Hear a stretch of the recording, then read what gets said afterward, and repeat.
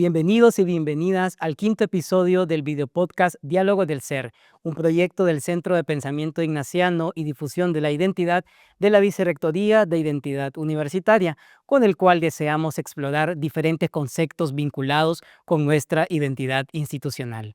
En esta ocasión nos acompaña un jesuita de origen panameño, licenciado en Filosofía y en Gramática, y actualmente colabora en el Colegio Loyola de la ciudad de Guatemala.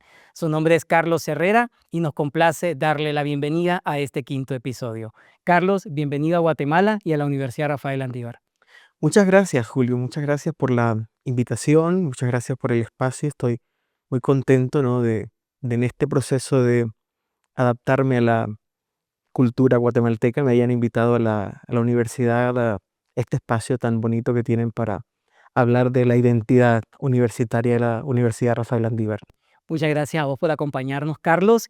Fíjate que en los episodios anteriores hemos explorado los conceptos de liderazgo ignaciano. También hemos hablado sobre los espacios arquitectónicos como posibilidad de exclusión o de inclusión. También hemos explorado el término de la creatividad ignaciana tan presente en toda la mística, y también hemos hablado sobre la cura personalis. Sin embargo, en este quinto episodio queríamos abordar el tema del magis, porque pensamos de que a pesar de que nuestra comunidad universitaria lo identifica, a veces pensamos de que hay concepciones desacertadas y limitadas respecto a toda la profundidad que subyace en este concepto de la mística ignaciana. Por lo tanto, nos gustaría comenzar este video podcast preguntándote qué es el magis, Carlos, y dónde encuentras o ontanar este concepto que San Ignacio llegó a escribir casi más de 170 veces en las constituciones de la Compañía de Jesús. La pregunta no es sencilla, ¿verdad? Es decir, es un término que goza de muchísima popularidad en las obras e instituciones de la Compañía de Jesús. Y en ese sentido, concuerdo contigo en que es un término al que la mayoría de las personas de nuestras obras, de nuestras instituciones, entienden de alguna manera qué es el magis, es decir, les es familiar el término, ¿no? Y aquí encontramos, digamos, una primera problemática para definir lo que es el magis. La primera problemática, a mi punto de vista, es la popularidad que tiene el término. Es decir, se nos ha convertido el concepto magis en una suerte de eslogan, ¿verdad? Con el que identificamos una serie muy amplia de actividades y demás. Nosotros escuchamos muchísimo que la gente cuando escucha hablar de magis dice, bueno, magis es excelencia, magis es generosidad, Mía extra. milla extra, magis es decir, un plus, ¿no? Es decir, hay que hacer algo más para sentir que se está haciendo el magis, ¿no? Pero yo creo que ahí hay cierta dificultad. En primer lugar, la problemática de sentido, de significado. Cada persona le da un significado diferente. La segunda problemática que parte de esta es la aplicabilidad. En la medida en que nos es difícil, de alguna manera, definir lo que es en sí el magis, es difícil también por defecto vivirlo, aplicarlo en la vida diaria. Es decir, ¿cómo aplico yo algo cuya definición no termino de comprender, ¿verdad? O se comprende a medias. Entonces, si no terminamos de aclararnos entre generosidad, excelencia, dar el más, la milla extra, ¿no? Es decir, si no son todas esas cosas juntas o cada una de esas cosas es magis, ¿qué es magis entonces? Magis es, a mi humilde modo de ver y de interpretar a San Ignacio, ¿verdad? Y la identidad ignaciana y la tradición ignaciana, es la búsqueda del mayor servicio de Dios y el bien universal. Es mirar en grande, es mirar el fin, no mirar el medio con el que llego al fin. Y poner la mirada en el magis como excelencia, en el magis como dar el más, en el magis como la milla extra, es quedarnos en los medios. todas esas cosas juntas hacen parte del magis, digamos, ¿no? Es decir, el padre Arrupe tenía una frase muy famosa y dice, bueno, el magis es excluir absolutamente cualquier tipo de mediocridad. Y es una frase muy fuerte, ¿no? Por lo tanto, no podemos, digamos, excluir de lo que signifique magis la excelencia. La pregunta que nos haríamos frente al magis es, ¿cómo puedo yo hacer el bien más universal?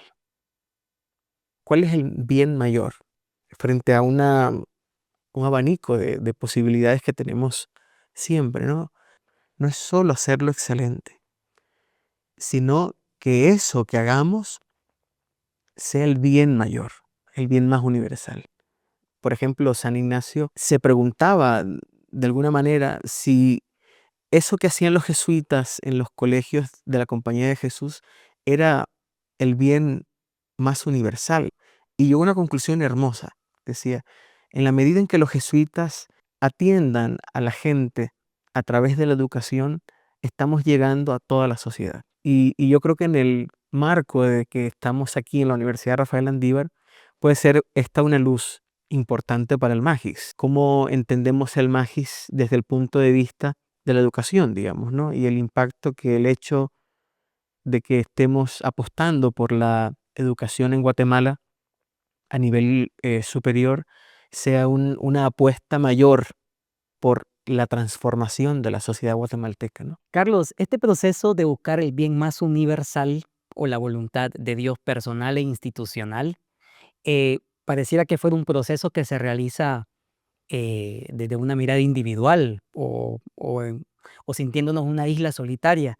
Sin embargo, me atrevo a decir de que este es un proceso que se hace con otra persona, ¿verdad? Y esa otra persona, me atrevo a decir que es Dios, ¿verdad? Como cada uno lo pueda llamar también. No es un proceso en solitario, sino acompañado. Desde esta perspectiva, fíjate que el año pasado participamos en un evento en Quetzaltenango, en donde tu compañero jesuita, el padre Gudiel, nos decía de que hoy habría también que pensarse el magis a partir del siguiente binomio: gracia de Dios y tarea humana. Desde esta perspectiva, ¿es el magis, Carlos, una gracia para todos y todas? ¿Solamente para algunos?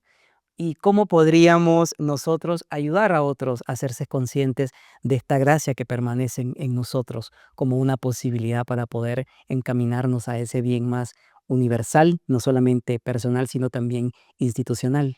Yo diría que sí, que el magis es para todos, digamos, ¿no?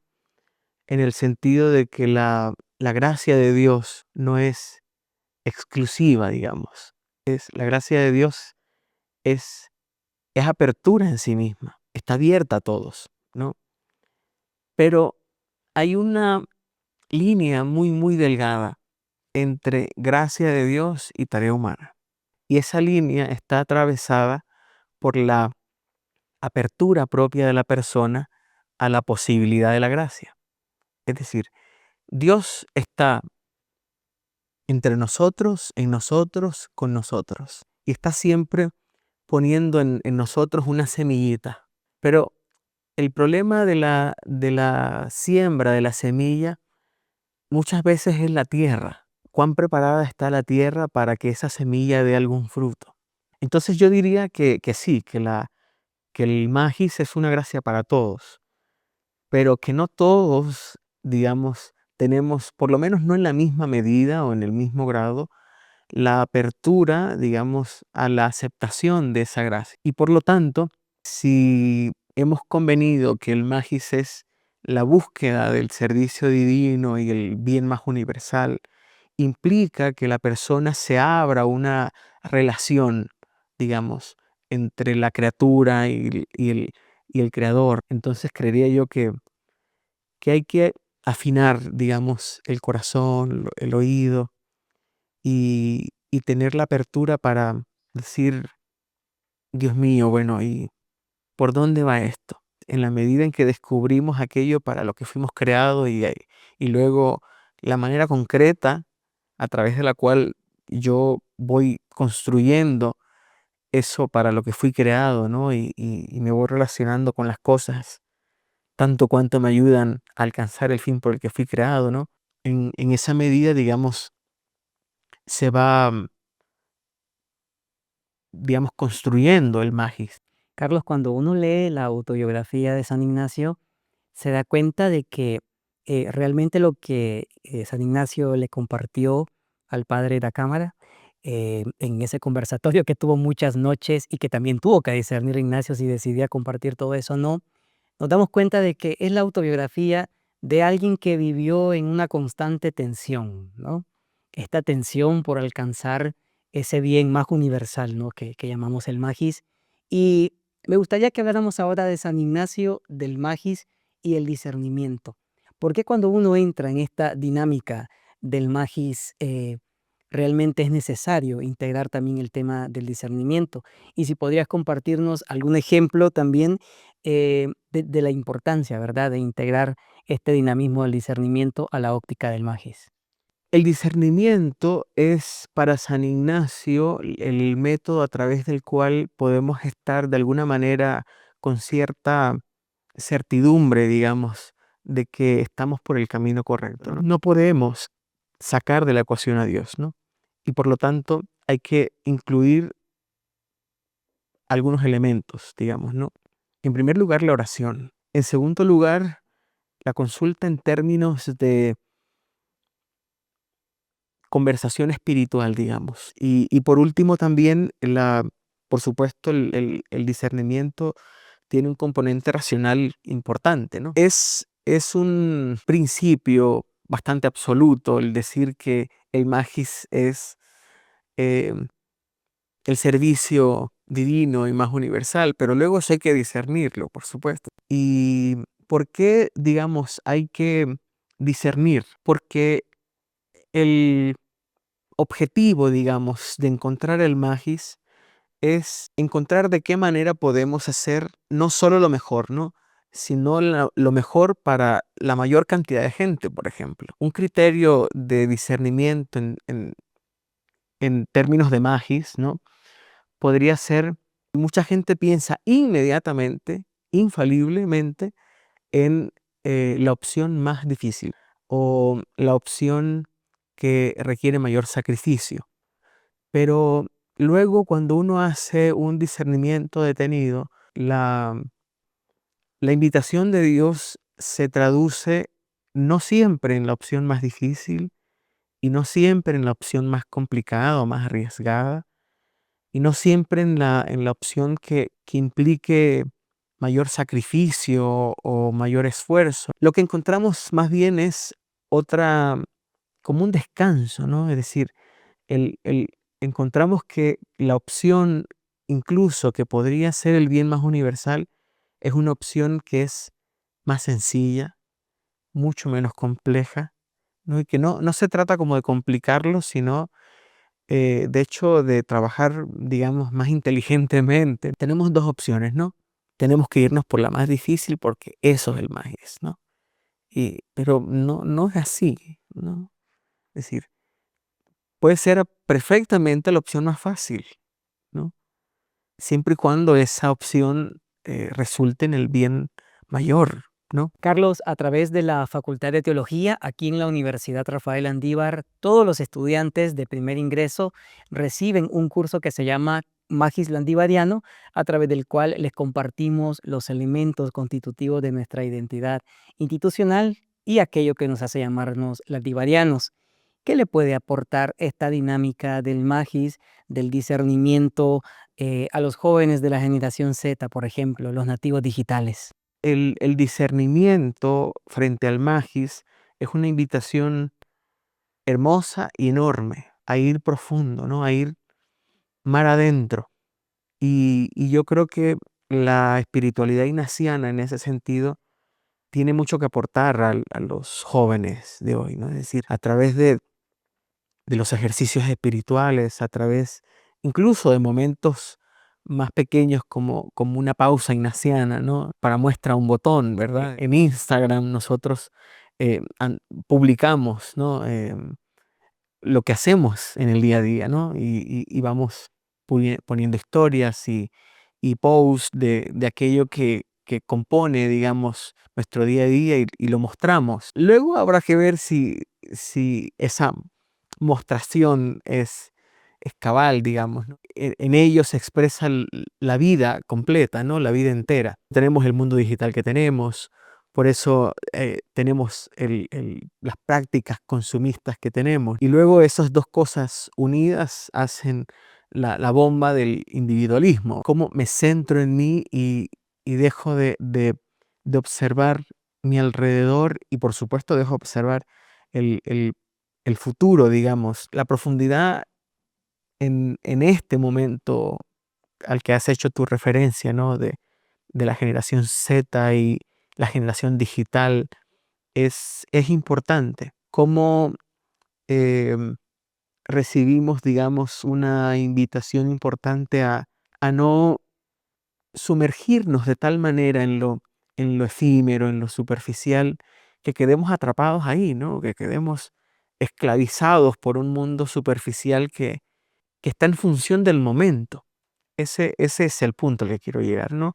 ¿Cómo podemos em, ser capaces de mirar con los lentes de Dios, digamos? Eso nos ayudaría como, en primer lugar, a mirarnos como Dios nos mira. Y en segundo lugar, en esa mirada que experimentamos como mirada de Dios, verme en el momento presente. Y lo peligroso de quedarnos como muy con la mirada fija en el momento es dos cosas, que podemos perder visión de conjunto y podemos perder visión de futuro. Y regresamos al dilema en el que nos manejamos en el discernimiento por el magis, ¿no? Por encontrar el magis. ¿Cuáles elementos de mi vida en este momento me acercan más como medios al fin por el que yo fui creado como persona, ¿no? Que diríamos que es ser feliz. Ser feliz, ser pleno es a lo que como seres humanos estamos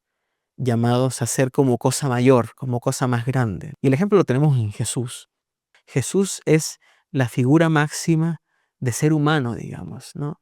¿Cómo, cómo yo en la figura de Jesús puedo, digamos, encontrar aquello que yo como ser humano estoy llamado a ser en la dimensión más grande, digamos? Somos 7.000, 8.000 millones de habitantes en la Tierra, ¿no? Y por lo tanto, ¿cómo yo entro en relación con los demás, cercanos y lejanos? Y en la medida en que entro en relación con otros, me voy planificando a mí mismo y voy ayudando al proceso de otros a planificarse y a crecer como seres humanos, ¿no? Carlos, hemos llegado al final del video podcast Diálogos del Ser y nos gustaría en este último momento dirigir nuestra mirada al fundamento de nuestra identidad cristiana, Jesús. Ya lo mencionaste hace poco, pero nos gustaría ahora que para cerrar este episodio nos compartieras una estampa evangélica que nos ayude a comprender el magis como gracia y tarea. Yo creo que en Jesús tenemos el mayor ejemplo, como decía, de ser humano. Y en ese sentido, viendo a Jesús con las múltiples, digamos, escenas que tenemos en el Evangelio de relaciones entre Jesús con muchas personas, yo creería que la mejor estampa que podría yo encontrar en este momento para ejemplificar el magis como gracia y como tarea es el joven rico. ¿Y por qué el joven rico? El joven rico tiene un encuentro con Jesús y Jesús le dice: has hecho todo lo que tienes que hacer para seguirme, para ser reino de Dios, ¿no? Pero mm, hay una cosa importante que tienes que hacer, ¿no? Deja todo eso que tienes, toda esa riqueza que tienes, que es secundario porque es medio y no es fin, ¿no? Y sígueme. ¿Y qué dice el pasaje que le pasó al joven rico? Se entristeció, ¿no? Es decir, porque había hecho un montón de cosas que son medios, pero que no son fines, ¿no? Y yo creo que eso nos puede pasar, digamos, muchas veces. Por eso respondía al principio, cuando hacías la pregunta de ¿es gracia para todos? Yo creo que sí, pero no todos estamos siempre en la sintonía de decir: Señor, soy consciente de esto y aquí voy.